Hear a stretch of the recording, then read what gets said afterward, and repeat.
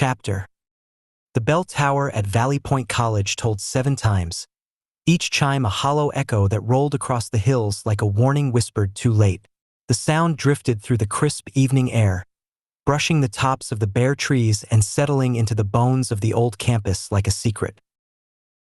Edward Charles stood in the shadow of the student union, his breath fogging in the cold. He was 19, tall and lean, with the kind of face that made people listen. Not because it was handsome, though it was, but because it looked like it had something to say. Something urgent. Something true. He had just finished another live taping of his podcast, Am I Wrong? And the crowd had been electric. Students packed into the lecture hall like moths to a flame, drawn by the promise of a young man who dared to challenge everything. Politics, religion, morality, with the fire of a preacher and the precision of a surgeon. He didn't just argue. He exposed. He peeled back the skin of polite conversation and pointed at the raw nerves underneath. Now, as the last of the audience trickled out into the night, Edward lingered. He liked the quiet after the storm. It gave him time to think, to breathe. That's when he saw the man. He stood at the edge of the courtyard, half lit by the amber glow of a flickering lamppost. He wore a charcoal suit that fit like it had been tailored by someone who knew secrets, and his silver hair gleamed like a blade. His eyes were sharp, calculating, the kind of eyes that didn't just see but measured. He approached with the smooth confidence of someone who had never once been told no. Edward Charles, the man said, his voice low and warm, like bourbon poured over ice. I've been watching you. Edward tensed. That's supposed to be flattering? The man smiled. It's meant to be honest. I'm Benjamin Holmes, but my friends call me Ben. I think you and I are going to be very good friends. Edward didn't shake his hand. Not yet. There was something about the man, something too polished, too perfect, like a mirror that only showed you what it wanted you to see. I've heard about your podcast, Ben continued. You're making waves, stirring minds. That's rare these days. Most people your age are too busy chasing likes to chase truth. Edward tilted his head. And you're here because? Because I believe in what you're doing, Ben said, and because I think you could do more, much more, with the right support. He reached into his coat pocket and pulled out a business card. It was black, embossed with silver letters that shimmered like oil on water. No title, no company, just a name and a number. Let me buy you dinner, Ben said. No pressure, just a conversation. I think you'll find it enlightening. Edward hesitated. The air felt colder now, though the wind hadn't changed. Somewhere in the distance, a dog barked once, then fell silent. He took the card. All right, he said. Let's talk. As they walked toward the parking lot, the bell tower rang again. A single solitary chime that sounded less like a clock and more like a countdown. Chapter 2. The Dinner. The restaurant was tucked into the corner of an old stone building that had once been a bank, or maybe a funeral home. Edward couldn't tell. It smelled faintly of cedar and secrets. The lighting was low, the kind that made everyone look 10 years wiser and 20% more dangerous. Ben had chosen the place. Of course he had. They sat in a booth near the back, away from the windows, where the shadows gathered like loyal dogs. A waiter appeared without being summoned, poured water without asking, and vanished without a word. Edward noticed the absence of menus. He also noticed the way Ben's fingers tapped the table. Not nervously, but rhythmically, like a code. I like places where the noise doesn't get in the way of the message, Ben said, folding his hands. You ever think about how much noise there is in the world, Edward? Edward shrugged. I guess. I try to cut through it. Ben smiled. You do more than that. You shape it. You bend it. That's power. Real power. Edward leaned back, unsure whether to feel flattered or alarmed. I just talk. No, Ben said. You influence. You provoke. You make people think they're thinking for themselves. That's the art. A waiter returned with 2 plates, steak for Ben, grilled salmon for Edward. He hadn't ordered. He hadn't even looked at a menu. The food just arrived. Edward stared at the plate. You always guess people's meals? Ben cut into his steak with surgical precision. I don't guess. I listen. You mentioned salmon once in a podcast. Episode 4. I remember things. Edward's stomach tightened. He hadn't remembered saying that, but Ben had. I've got friends, Ben continued, who think you're the future, not just of media, of politics, of culture. You're a seed, Edward, and I want to help you grow. Edward picked at his food. Why me? Ben's eyes gleamed. Because you're hungry, not for food, for truth, for impact, and because you're young enough to still believe you're in control. Edward didn't respond. He couldn't. Something about the way Ben spoke made him feel like he was already being written into a story he hadn't agreed to star in. I can give you reach, Ben said. Resources, connections. You'll never worry about money again. You'll never wonder who's listening, because everyone will be. Edward looked up. What's the catch? Ben smiled, slow and deliberate. Just friendship, real friendship, the kind that doesn't ask questions when things get complicated. Edward's heart thudded once, hard. He thought of his family, his father's sermons, his mother's quiet strength. He thought of the podcast, the debates, the students who came to hear him speak. He thought of the future. And he thought of the shadows in this room, how they seemed to lean in closer every time Ben spoke. I'll think about it, Edward said. Ben nodded. Take 4 days. That's all I ask. They finished the meal in silence. Outside, the wind had picked up, rattling the windows like fingers tapping glass. As Edward stepped into the night, he felt the cold settle into his bones, and something else, too. A weight. Like a door had opened somewhere deep inside him, and something had stepped through. Chapter 3. The Silence Between Bells. Edward didn't sleep that night. He lay in his dorm bed, staring at the ceiling, watching shadows crawl across the plaster like silent insects. The room was quiet, but not peaceful. It was the kind of quiet that felt staged, like someone had turned down the volume on the world just to hear what he would say next. Ben's offer echoed in his mind, looping like a broadcast he couldn't turn off. Real friendship, no questions, just power. It sounded like a gift, felt like a trap. On the second day, Edward skipped class. He wandered the campus instead, headphones in, podcast off. He didn't want to hear anyone else's voice. Not today. He walked past the chapel, past the library, past the old oak tree where students carved initials into the bark like they were trying to leave proof they existed. He thought about his parents, about the sermons his father used to give, the way his mother folded her hands when she prayed, like she was holding something fragile. He thought about truth and how easy it was to twist it when the right people were watching. On the third day, he recorded a solo episode. No guests, no debates, just him talking into the mic like it was a confessional. I've been offered something, he said. Something big, something dangerous, and I don't know if I'm strong enough to say no. He didn't publish it. On the fourth day, Ben called. Time's up, he said, voice smooth as ever. What's the verdict, Fast Eddie? Edward flinched at the nickname.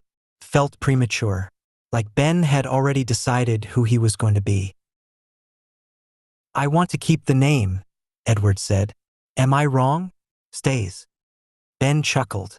Of course, but let's make it bigger. Come and tell me I'm wrong. Has a ring to it, doesn't it? Edward hesitated. It was a compromise, a small one, but it was the first. Fine, he said. Let's do it. Ben's voice brightened. Good. You've made the right choice. You'll see. They hung up. Edward sat in silence, staring at the mic on his desk. It looked different now, not like a tool, like a weapon. Outside, the bell tower rang once. A single solitary chime that sounded less like a clock and more like a warning. 3. Chapter 4, Fast Eddie. The first time Ben called him Fast Eddie, it was meant as a compliment. They were in a sleek black SUV, gliding down the interstate toward the first stop on the national tour, a college in northern Texas where the student body had already begun chanting his name on social media. Edward sat in the back seat, scrolling through a flood of comments, likes, and reposts. His words were spreading like fire through dry brush. "You're fast," Ben said from the passenger seat, glancing back with a grin. "Fast with facts, fast with charm, fast with conviction. You're not just a voice, Edward. You're a movement." Edward smirked. "Fast Eddie, huh? Sounds like a pool hustler." Ben chuckled. Every revolution needs a little misdirection. The nickname stuck. It showed up on posters, in hashtags, even on t-shirts. Fast Eddie, come and tell me I'm wrong. It had a rhythm to it, a swagger. And Edward, despite the unease that still lingered in the corners of his mind, leaned into it. The tour exploded. By the third campus, they were drawing crowds in the thousands. Students waited in lines that wrapped around buildings. Professors requested interviews.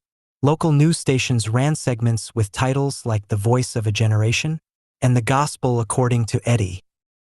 And through it all, Ben was there, always just behind the curtain, always smiling, always watching. Edward told himself it was fine, that he was still in control, that the name change, the funding, the polished branding, it was all just scaffolding. The message was still his. But sometimes, late at night in hotel rooms that all smelled the same, he'd stare at the ceiling and wonder if the scaffolding had become the structure. Then came the invitation. A private message from a cultural institute overseas.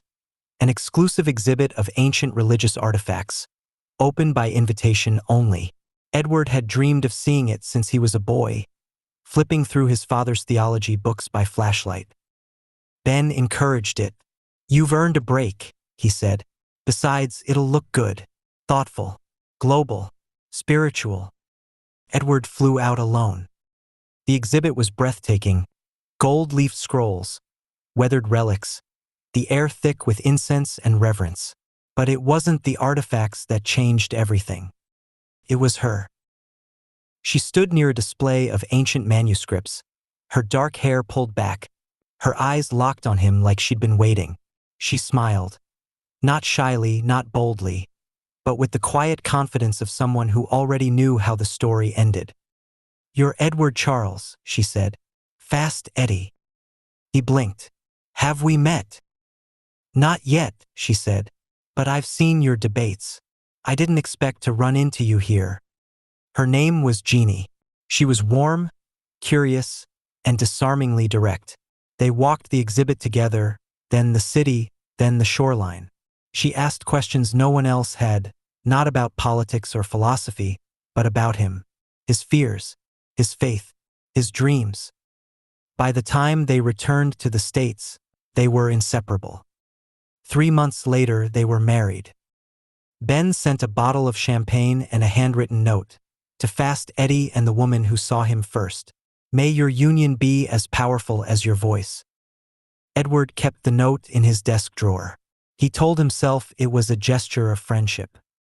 But sometimes when he looked at Jeannie, when she smiled just a second too soon, or asked a question that felt too rehearsed, he wondered if Ben had written more than just the note. If he'd written the whole script. Chapter 5. The Whisper Beneath Applause. The auditorium was packed.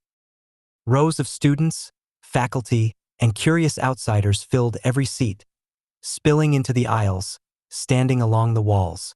The air buzzed with anticipation, the kind that precedes a concert or a sermon or a reckoning. Edward stood backstage, staring at his reflection in the mirror. The suit was tailored, the tie crisp, the hair perfect. but the eyes looking back at him didn't feel like his own. They were sharper now, tired, watching. Jeannie appeared behind him, her hand resting lightly on his shoulder. She smelled like lavender and something else, something metallic like the edge of a coin. "You ready, Fast Eddie?" she asked, smiling. He nodded, but didn't speak. She leaned in, kissed his cheek, and whispered, "Make them believe." Then she was gone. Edward stepped onto the stage to thunderous applause.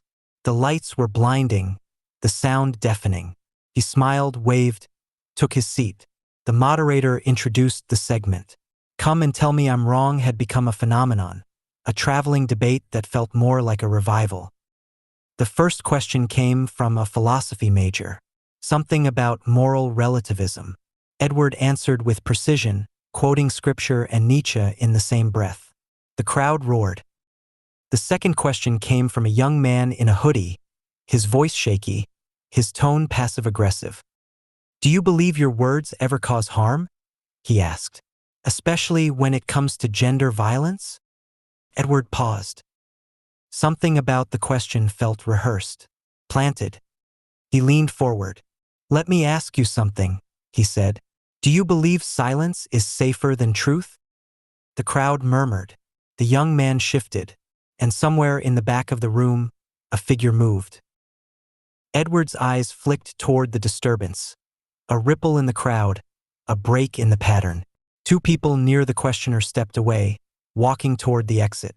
The questioner turned slightly, as if signaling. Then came the sound. A single, sharp crack like a firework, but colder. Edward staggered. The world tilted. He saw Jeannie's face in the crowd, frozen. He saw Ben, standing near the exit, expression unreadable. He saw the questioner drop to the floor, hands over his head. And then he saw nothing. Chaos erupted. Screams, shouts, bodies moving in every direction. Security swarmed the stage too late. The shooter, if there had been one, was gone. Or hidden. Or both. 30 minutes passed before the scene was contained. Cameras were confiscated. Phones were wiped. The stage was cleared. The blood was cleaned. 2 days later, the auditorium was remodeled. New paint, new carpet, new concrete. As if Edward Charles had never stood there at all. Chapter 6. The Cleanse. The auditorium was quiet now. Not silent, quiet. The kind of quiet that comes after a storm, when the debris has been swept away and the sky pretends it was never angry. 2 days had passed since Edward Charles, Fast Eddie, had been shot on stage. The blood was gone, the carpet replaced, the walls repainted, the podium removed. Even the lighting had changed, warmer now, softer, like a funeral home trying to look like a coffee shop. The official story was simple. A lone gunman, mentally unstable, radicalized online. He'd written a letter. Rambling, incoherent, filled with vague confessions and cryptic references to cleansing the narrative. The authorities found it in his dorm room, next to a stack of conspiracy books and a half-eaten sandwich. He was arrested without incident. No trial date, no press conference, no interviews. Just silence. The media moved fast. Headlines mourned Edward's death, praised his voice, and then pivoted to the shooter, to mental health, to campus security. The narrative was clean, sanitized, digestible. But not everyone was swallowing it. In the corners of the internet, in forums, comment sections, encrypted threads, questions began to surface. Why was the event announced only a week in advance, when every other tour stop had been promoted for a month? Why were security cameras offline during the shooting? Why had the auditorium been remodeled so quickly? And why had Edward's wife, Jeannie, disappeared? Owen saw it all. He wasn't a journalist. Not officially. He was a student once, then a dropout, then a wanderer. But he had followed Edward's career from the beginning, from the first podcast episode recorded in a dorm room to the debates that drew thousands. He had watched, listened, archived. And he had noticed things. The way Ben always stood just outside the frame. The way Jeannie's answers in interviews felt rehearsed. The way Edward's tone had changed in the last few months. Less fire, more fog. Owen didn't believe in coincidences. He started digging. Old live streams, deleted tweets, metadata from photos. He found inconsistencies, gaps, edits. He found a video, blurry, shaky, taken from a phone, that showed two men walking away from the questioner seconds before the shot was fired. He enhanced it. He slowed it down. And he saw something. A figure in the crowd, lying flat, covered, hidden. Then movement, a dive, a scramble, a disappearance. It wasn't just a shooter. It was a team. Owen posted the video anonymously. It was taken down within hours. His account was suspended. His IP was flagged. But the damage was done. Others saw it. Others saved it. Others began to ask. And somewhere, in a quiet room filled with monitors and men in suits, someone whispered a word that hadn't been spoken in years. Containment. Chapter 7, The Man in the Archive. Owen didn't sleep much anymore. His apartment was a cluttered shrine to Edward Charles. Stacks of printed transcripts, hard drives filled with video clips, notebooks scrawled with timelines and names. The walls were lined with corkboards, red string connecting photos like veins in a body long since drained. He wasn't obsessed. He was awake. The video he'd posted, the one showing the two men walking away from the questioner, had been scrubbed from every platform within hours. His account was locked. His phone buzzed with strange calls from unknown numbers. One night, his internet went out for exactly 7 minutes. When it came back, his browser history was gone. They were watching. But someone else was too. The message came through an encrypted channel he hadn't used in years. A single line. "You're not wrong. Meet me at the archive. Midnight." The address was familiar. An abandoned government records building on the edge of town, long since gutted and forgotten. Owen arrived early, parked 2 blocks away, walked the rest under a moon that looked too bright to be trusted. Inside, the air smelled of dust and mold. Rows of empty shelves stretched into darkness. And then he saw him. A man in a long coat, gray hair slicked back, eyes like cracked glass. He stood beside a metal filing cabinet, one hand resting on a folder thick with secrets. "Aldous," the man said, voice low. "You can call me that." Owen nodded. "You sent the message?" "I did. I've been watching Ben and his friends for a long time. Longer than you've been alive."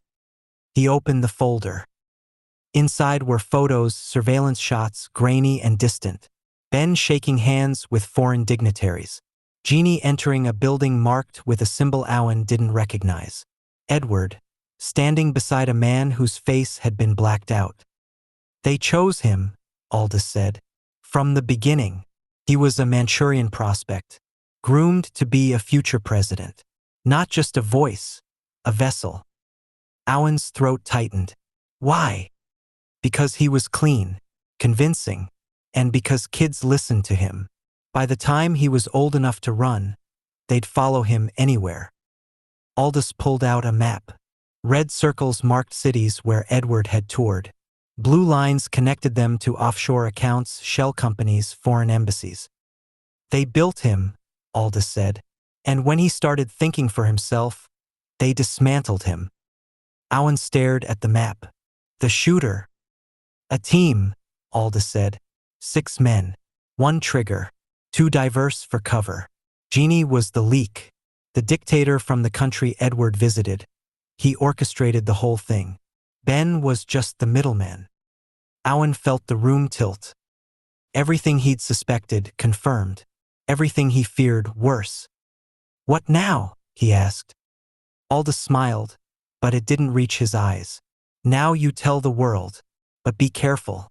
They don't just erase people. They also rewrite them." Outside, the wind howled through broken windows. Owen stepped into the night, folder clutched tight, heart pounding. Edward was gone. But the truth was waking up. Chapter 8. The Leak. Owen didn't go home.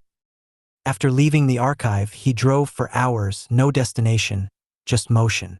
The folder Aldous had given him sat on the passenger seat like a loaded weapon. Every time he glanced at it, he felt the weight of Edward's voice, the echo of debates that once felt like fire and now sounded like eulogies. He stopped at a roadside motel just past the state line, the kind of place where the ice machine never worked and the clerk didn't ask for ID. He paid in cash, used a fake name, covered the windows with towels. Then he opened the folder. Inside were names, dates, financial records, surveillance photos, a timeline that began long before Edward's first podcast and ended with a single word scrawled in red ink. Extraction. Owen scanned the documents, heart pounding. The connections were undeniable. Ben's network, Jeannie's handlers, the foreign dictator's influence. It wasn't just a conspiracy. It was a blueprint. He knew what he had to do. He contacted a handful of independent journalists, people he trusted, people who had followed Edward's rise and questioned his fall. He sent encrypted files, burner messages, voice notes recorded in whispers. And then he waited. The first article dropped 2 days later. A quiet piece on a fringe site, titled The Fast Eddie Files, What They Don't Want You to Know. It was cautious, speculative, filled with disclaimers. But it was enough. The second article was bolder. It named Ben. It named Jeannie. It hinted at foreign interference. Then came the backlash. Accounts were suspended. Videos were deleted. Journalists received cease and desist letters. One reporter's apartment was broken into. Nothing stolen, just rearranged. A message. Owen moved again. Another motel. Another alias. He watched the news. Nothing. He watched social media. Silence. He watched the forums. Panic. And then he got the call. A voice he didn't recognize. Calm. Cold. "You've made noise," the voice said. "Noise is dangerous." Owen didn't respond. "You have one chance," the voice continued. "Stop, disappear, or be erased." The line went dead. Owen stared at the phone, then at the folder. He thought of Edward, the fire in his voice, the light in his eyes, the moment it all went dark. He wasn't going to stop. He was going to burn the whole thing down. Chapter 9. The Spin. The first time Owen saw his name in a headline, it wasn't flattering. Anonymous conspiracy blogger fuels dangerous rumors about Edward Charles shooting. It was a smear piece. Slick, well-funded, and everywhere. The article painted him as unstable, obsessive, possibly delusional. It quoted experts who dismissed his evidence as doctored, his theories as paranoid fiction. But it didn't matter, because the comments told a different story. People were waking up. Students who had attended Edward's debates started posting their own footage. Blurry clips, audio fragments. One video showed Jeannie whispering to a man in a suit moments before Edward took the stage. Another showed Ben leaving the venue through a side door seconds after the shot was fired. The narrative was cracking. And the machine was panicking. Ben and his friends launched a full-scale counteroffensive. Videos were scrubbed. Accounts suspended. Journalists were pressured. One independent outlet received a cease and desist order so aggressive it made national news, and backfired spectacularly. Owen kept moving. He changed motels every 2 nights, used burner phones, wore a hat pulled low and sunglasses even at night. He wasn't paranoid. He was hunted. Aldous stayed in touch, always through encrypted channels. He sent updates, intel, warnings. One message simply read, "They're losing control. That's when they're most dangerous." Then came the leak. A former staffer from Edward's tour, someone close, someone trusted, sent Owen a file. It was audio, a conversation between Ben and Jeannie, recorded in a hotel room weeks before the assassination. Ben's voice was calm, cold. "He's slipping," he said. "We need to act before he turns the crowd against us." Jeannie's reply was quieter. "He still trusts me." "Ben, good. Keep it that way. Until the end." Owen listened to the clip 5 times. Then he sent it to every journalist he knew. It went viral. The backlash was immediate. Jeannie vanished from public view. Ben issued a statement denying everything, calling the audio deep fake propaganda. But the damage was done. The story was out. And somewhere, in a compound across the ocean, the dictator who had orchestrated it all watched the chaos unfold on a wall of screens. He didn't speak. He didn't blink. He simply turned to his aide and said, "Prepare the next phase." Chapter 10. The Shadow Protocol. Owen didn't expect the knock. It came at 3:16 a.m., soft but deliberate, the kind of knock that didn't ask permission, only announced arrival. He froze, one hand hovering over his laptop, the other reaching instinctively for the drawer where he kept a flashlight and a folding knife he'd never used. The motel room was dark, save for the glow of the screen. On it, a draft of his next post. The dictator's fingerprints, how foreign power engineered Edward's fall. The knock came again. 3 taps. Pause. 2 taps. Pattern. Owen moved slowly, silently, to the door. He didn't speak. He didn't breathe. He waited. Then a voice, low, familiar. "Aldous." Owen cracked the door. The old spy stood in the hallway, trench coat damp from rain, eyes sharp despite the hour. "They've activated the protocol," Aldous said, stepping inside. "You've stirred the hive. Now they're swarming." Owen locked the door behind him. "What does that mean?" "It means they're done playing defense. They're going to erase you, not just your posts. You." Owen swallowed hard. "How?" Aldous pulled a small device from his coat, a black cube with blinking lights.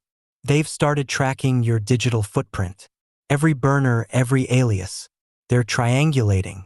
You've got maybe 48 hours before they move." Owen sat down, the weight of it all pressing against his chest. "So what do we do?" "We go louder," Aldous said. "You've got the files. I've got the contacts. We leak everything.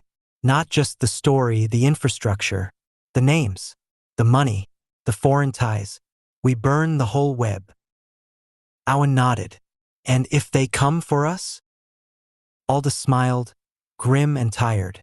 "Then we make sure they regret it." They worked through the night. By dawn, encrypted packets of data were flying across the globe, to journalists, whistleblowers, rogue analysts. The story was no longer a whisper. It was a roar. And somewhere, in a glass tower half a world away, the dictator watched the chaos unfold. His aide approached, trembling. "Sir, the leak is spreading." The dictator turned, eyes cold. "Then we use our influencers to change the narrative," he said. "Begin the smear. Discredit the journalists. Frame Aldous. Make Owen look unstable." He paused.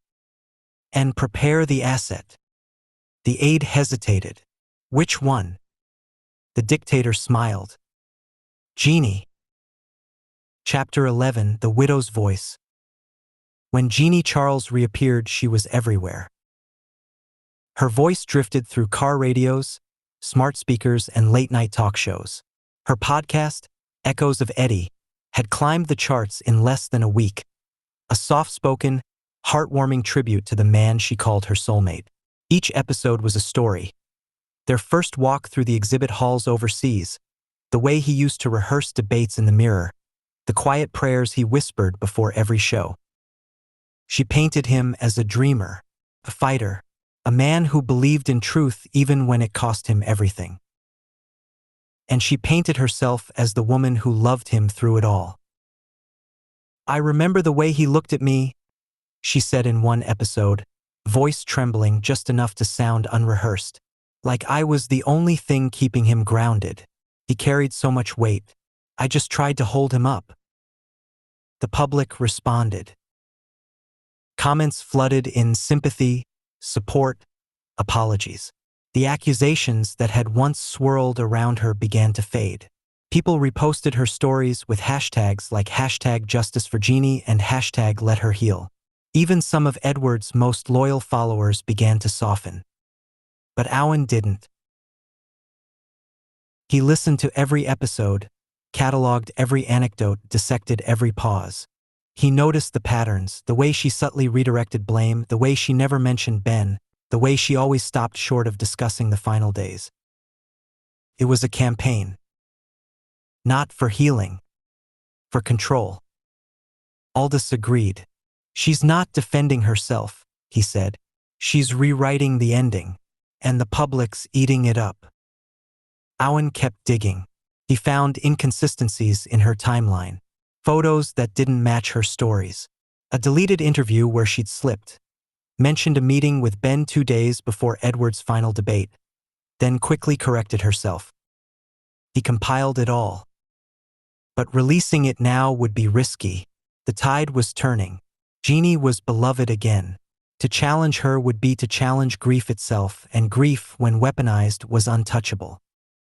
Still, Owen knew the truth. Jeannie wasn't just mourning. She was broadcasting. And somewhere, behind the soft music and candlelit memories, someone was scripting every word. Chapter 12. The Interruption. The radio station was a skeleton. Its walls were cracked, its windows boarded, its tower rusted like dried blood. But the signal still worked. Aldous had tested it himself, a low-frequency relic from another era, forgotten by regulators, invisible to the digital world. It was the perfect place to make noise. Owen stood in the control room, staring at the dusty console. Rows of knobs and switches blinked to life under Aldous's touch. The air smelled of ozone and old paper.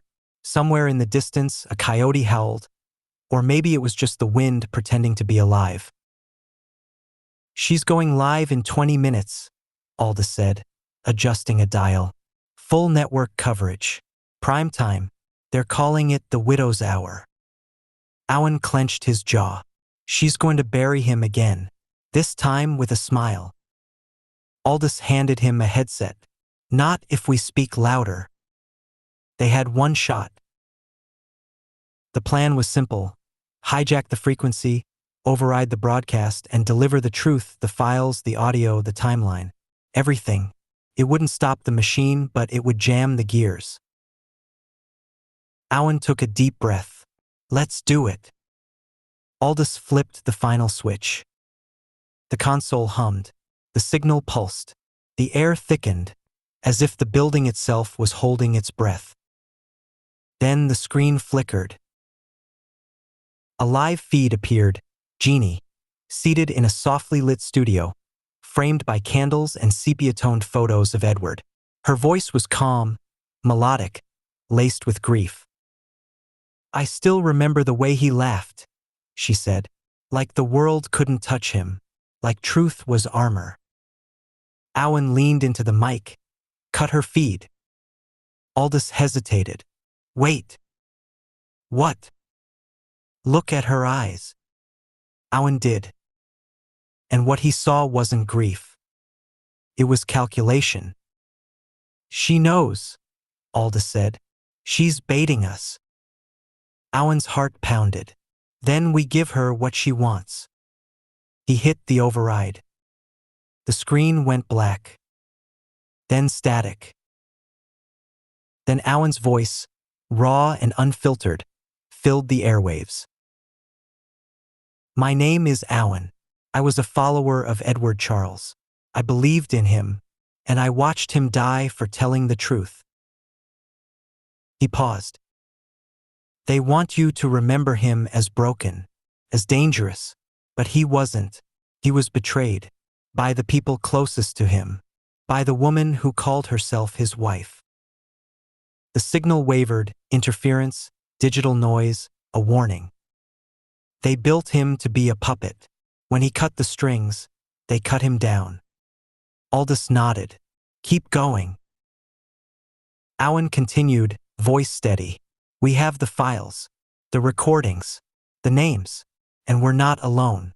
You've seen the cracks. You've felt the lies. Now it's time to look deeper. The screen flickered again. Jeannie's face returned, but different now. The smile was gone. The eyes were steel. You're making a mistake, she said, her voice no longer soft. You think you're exposing the truth, but you're just playing your part. Owen stared at the screen. What part? Jeannie leaned forward. The one we wrote for you. Then the feed cut. The console sparked. The lights died. And the station went dark. Chapter 13. The silence that follows. The radio station was dead. No power, no signal, no backup, just the smell of scorched plastic and the faint hiss of something still burning behind the walls. Owen stood in the dark, headset dangling from his hand, heart pounding like a fist against a locked door. Aldous moved quickly, flashlight sweeping across the control room. They cut the feed remotely, he said. Military-grade override. We were lucky they didn't fry the whole building. Owen didn't feel lucky. He felt hunted. Outside, the wind had picked up. The tower groaned. Somewhere in the distance, a siren wailed. Not close, but not far enough to ignore. They know where we are, Owen said. Aldous nodded. We need to move. They packed fast, drives, notes, the last working laptop. Aldous handed Owen a burner phone and a slip of paper with a single address. Safe house, he said. No tech, no trace. Go there. I'll meet you after I sweep the perimeter. Owen hesitated. What if you don't? Aldous smiled, grim and tired. Then you finish this without me. Owen drove through the night, headlights off for stretches, phone wrapped in foil. Every car behind him felt like a tail. Every billboard felt like surveillance. He reached the safe house just before dawn. A cabin buried in trees, windows covered, generator silent. Inside, he found a box. Inside the box, a note. They'll come for your voice. Protect it.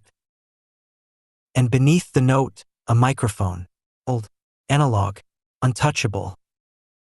Owen sat at the desk, plugged it into the recorder, and began to speak. This is Owen. If you're hearing this, it means they failed to silence me. It means truth still has a pulse. He told the story again. Edward's rise, Ben's manipulation, Jeannie's betrayal, the dictator's plan. He named names. He gave dates. He laid it bare. Then he uploaded the file to a dozen encrypted servers. And waited. Hours passed. Then a ping. One of the servers had gone live. The file was spreading. Forums lit up. Journalists reached out. The story was breathing again. Then the knock came. Not soft, not polite. 3 sharp bangs. Owen froze. He reached for the drawer. And the door burst open. Chapter 14. The Visitor. Slowly, deliberately, Owen didn't move. He sat at the desk, hands still on the drawer, eyes locked on the silhouette in the doorway. No uniform, no weapon, just a man in a gray coat, face half-lit by the dying glow of the generator. You're not what I expected, the man said. Owen didn't speak.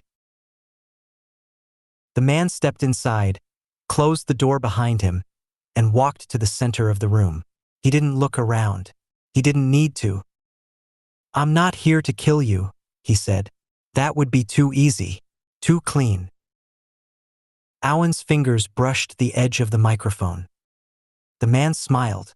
Still recording? Good. Let them hear this.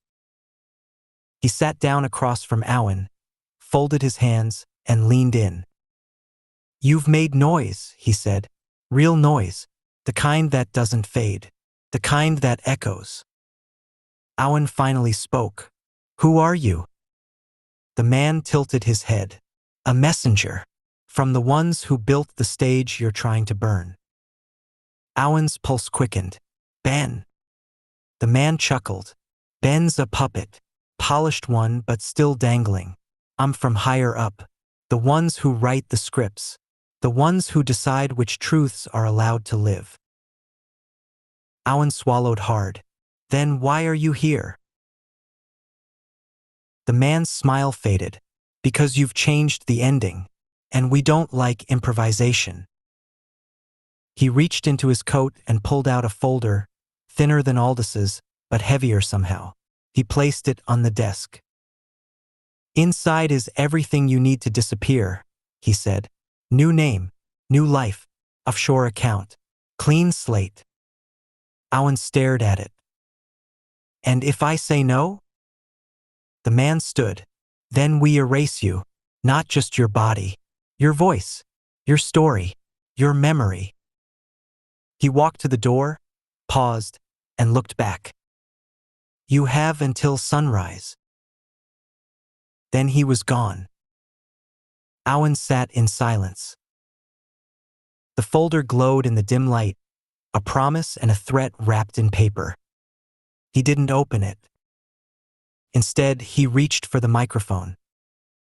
"This is Owen," he said, voice steady. "They want me to disappear, but I won't, because Edward Charles didn't, because truth doesn't." Outside, the wind howled. Inside, the signal pulsed. And somewhere, the story kept breathing. Chapter 15. The Room Without Echo. After 2 days of silence, it happens again. A skinny fellow with kind eyes was standing in his doorway. The man who entered wasn't the one from the radio station. This one was younger, clean-cut. No coat, no threat in his posture. Just a quiet confidence that made Owen's skin crawl. He closed the door behind him, walked to the center of the room, and sat down without asking. "You're not dead," he said. "That's good. We don't want you dead." Owen didn't speak. The man smiled. "We want you quiet." He pulled a small device from his pocket. A black disc, no bigger than a coin. He placed it on the table. It hummed softly, and the air shifted. "No recordings," the man said. "No signals. This room is now a vacuum." Owen felt the silence press against his ears. It wasn't just quiet. It was absence. "You've made a mess," the man continued. "The files, the broadcast, the accusations. You've stirred up people who were perfectly content to sleep." Owen leaned forward. "Because they were lied to." The man nodded. "Of course, that's the point. Lies are comfort. Truth is chaos. And you've chosen chaos." He opened a folder thinner than Aldous', slicker than the one from the visitor before. Inside were photos. Owen's motel rooms, his car, his burner phones, his face caught in grainy surveillance. "You're not off-grid," the man said. "You're just on a different grid, one we built." Owen's throat tightened. "What do you want?" The man tapped the folder. "A rewrite. You walk away. You say you were wrong. You say Edward was unstable. You say Jeannie was innocent. You say the files were doctored." Owen stared at him. "And if I don't?" The man smiled. "Then we rewrite you." He stood, collected the folder, and walked to the door. "You have 24 hours, he said. "After that, the story becomes ours again." Then he was gone. Owen sat in the silence, the hum of the black disc still pulsing like a heartbeat. He didn't move. He didn't speak. He just stared at the microphone and waited for the echo to return. Chapter 16. The Archive Beneath Skin. When the man reappeared, he didn't shoot. He didn't shout. He simply stepped into the cabin, closed the door behind him, and looked at Owen like he was a puzzle missing its last piece. "You didn't open the folder," the man said. Owen didn't answer. "You didn't run. You didn't recant. You didn't disappear." Still, Owen said nothing. The man walked slowly toward the desk, eyes scanning the room like a scanner reading a barcode. "You think you're brave," he said. "You think you're righteous, but you're just loud." Owen stood. "Loud is all I've got." The man smiled, not cruelly, but with the weary amusement of someone who'd seen this play before. "You're not the first. You won't be the last. But you might be the loudest." He reached into his coat and pulled out a small device. Not a weapon, but a scanner. He held it up, aimed it at Owen's chest, and pressed a button. A soft beep. Owen flinched. "What is that?" The man turned the screen toward him. It showed a pulse. A signal. A transmission. "You've been broadcasting," the man said. "Not just through microphones. Through you." Owen's blood ran cold. "What?" The man tapped the screen. "They tagged you. Weeks ago. Maybe months. Maybe when you met Aldous. Maybe before. You've been leaking data every time you move. Every time you speak. Every time you breathe." Owen staggered back. "No, that's not possible." The man stepped closer. "It's not just possible. It's protocol." Owen's mind raced, the motel rooms, the burner phones, the encrypted servers. All of it compromised. All of it feeding the machine. "You didn't expose them," the man said. "They exposed you." Owen reached for the drawer, not for the knife, but for the drive. The last clean copy. The one Aldous swore was untouched. The man didn't stop him. "Go ahead," he said. "Play it. Share it. Scream it." Owen plugged in the drive, opened the file, and hit play. Static. Then silence. Then a voice. Not Edward's. Not Jeannie's. His own. Looping. Repeating. "I was wrong. I was wrong. I was wrong." Owen stared at the screen. The man turned to leave. "You were the story," he said. "Now you're the ending." Then he was gone. Owen sat in the silence, the hum of betrayal ringing in his ears. And somewhere the machine kept writing. Chapter 17. The Voice Beneath the Static. The cabin was silent. Not peaceful, hollow, like something had been removed from the air, and the emptiness left behind was louder than sound. Owen sat at the desk, staring at the corrupted drive. His own voice looped in fragments, distorted and wrong. "I was wrong. I was wrong." But he hadn't said that. Not once. They'd spliced it, overwritten it, turned his truth into a confession. He felt sick. Outside, the wind rattled the trees. The sun was rising, but it didn't feel like morning. It felt like a countdown. He checked the burner phone. No messages. No missed calls. Aldous was gone. Or worse. Then he noticed something. The microphone, the old analog one Aldous had left, was still plugged in, still warm, and beside it, tucked under the edge of the desk, was a cassette tape. No label. No markings. Just a strip of red tape across the top. Owen inserted it into the recorder and pressed play. Static. Then a voice. Not his. Not Jeannie's. Edward's. "I don't know how much longer I have," the voice said. "They're watching me, listening, even when I sleep." Owen froze. "I trusted her," Edward continued. "I loved her, but she's not who I thought. She's not who she pretends to be. A pause. Then, if you're hearing this, it means I didn't make it. It means they won. But it also means you can still fight. Owen's hands trembled. They'll rewrite me, Edward said. They'll turn me into a warning. But I was never dangerous. I was awake. The tape clicked. End of message. Owen sat in silence, the weight of Edward's voice pressing against his chest like a final breath. He knew what he had to do. He copied the tape, digitized it, encrypted it, sent it to every journalist, every forum, every contact still willing to listen. Then he packed. The cabin wasn't safe anymore.